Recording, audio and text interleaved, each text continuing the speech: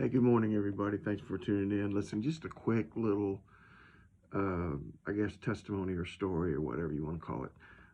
So I was a teenager in the late 70s, mid to late 70s. I was a teenager. So a pretty kind of a rebellious time. And certainly I lived out that rebellion even in my own life. My parents have always been Christ followers. They've always followed Jesus, not just church people, but they've always feared the Lord and loved the Lord. So needless to say, as a teenager and then even as a young man, my life was exactly the opposite of what they had taught me to be. And it broke their hearts. I mean, I'm just going to be real honest with you. In fact, it was terrible and it was sad.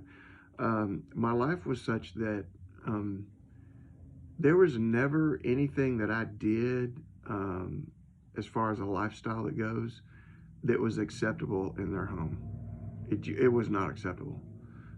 I could not bring any kind of, I could not hole up in my room and smoke pot or, anything like that. I was trying to say it without saying stuff, but no drugs, no alcohol.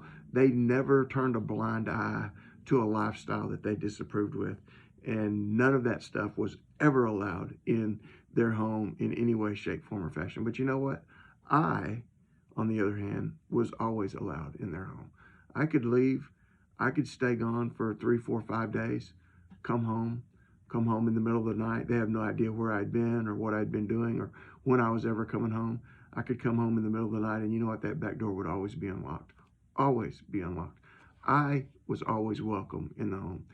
Through this whole thing, my parents taught me how you can love a person and hate what they do. They taught me how you can accept a person and love them while at the same time rejecting the lifestyle that they live. Now, I tell that story to kind of introduce a passage of scripture that I want to introduce today, because we are called to love other people. We are called to love everybody.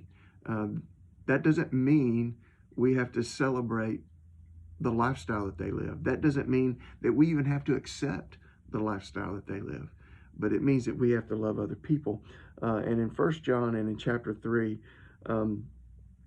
verse 18, he says, "My children, let us not love in word or in tongue, but indeed in truth." He says we have to love other people. We are supposed to love other people in verse 19.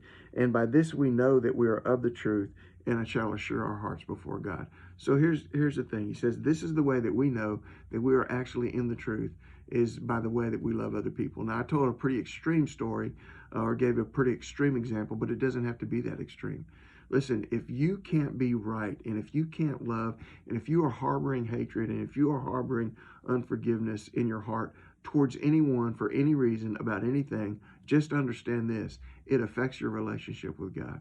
Just understand that. He said, if our hearts condemn us, he said, if this we know we are of the truth, and we shall assure our hearts before God. We need to assure our hearts before God by loving other people. The next verse, though, says, if our hearts condemn us, God is greater than our heart and knows all things. So if I find myself in that position where I'm judging other people, I'm hating someone, I'm harboring unforgiveness, God's forgiveness is even greater than that in my heart. And God's forgiveness can change my heart. And so that's verses 18, 19, and 20 of 1 John chapter 3.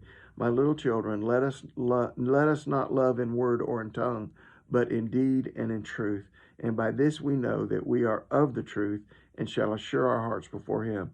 If our hearts condemn us, God is greater than our heart and knows all things." Love other people, and you do that by letting the love of God overflow into your heart and into your life. Love you guys. Get out there, faith the rest of this day. Faith this week. God bless you. Bye.